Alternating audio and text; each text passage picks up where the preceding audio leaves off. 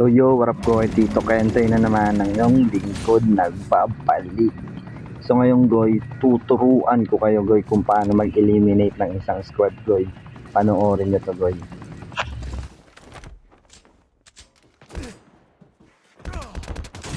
So dito goy, reposition lang muna tayo dyan goy kasi apat yan goy eh.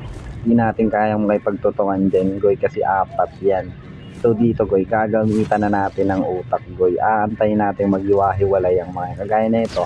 So dito nung una nag-push yung isa kaya binigyan na natin yan. Down 1 sila dito goy. So meaning tatlo pa. Pag mga ganitong senaryo goy, wag kang kakabahan lalo na pag pinipressure ka na nila. Kagaya nito, pinush na tayo nung isa. Ginawa lang natin yan goy. Ginamitan lang natin ng IQ goy. Inikot-ikutan lang natin yan goy. So dito may nag-hard scope pa dito sa atin goy. Kaya binigyan na rin natin yan. Yan yung nakaboga nila kanina eh. O diba? Easy 2 kills na. So dito dalawa na lang yung natitira goy. Anong kailangan natin gawin? Pag dalawa na lang goy, nabalahibuhan na yan goy. Kaya ang gagawin mo dyan, hahabulin mo na lang yan. Kumbaga easy prey na lang yan sa'yo eh. Pagkain na lang yan sa'yo mga yan. So dito nawalan ako ng bala kaya napariwind tayo. Pero babalikan natin yan goy. Down 3 na sila dyan goy.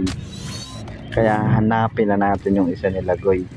Hindi na natin nahayaang maka-scan pa yan at makabuelo pa tong last guy nila. So dito inakyat na natin yan goy. Yawa talaga tong BY na to goy. Puro na lang hit mark.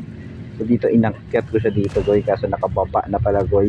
Kaya ginawa ko bumaba din ako goy. Kaya tinutukan ko yan ng AR. Kaso pinapos tayo sa bala. Kaya sayawan tayo sa shotgun goy. At ayun, patay ang animal.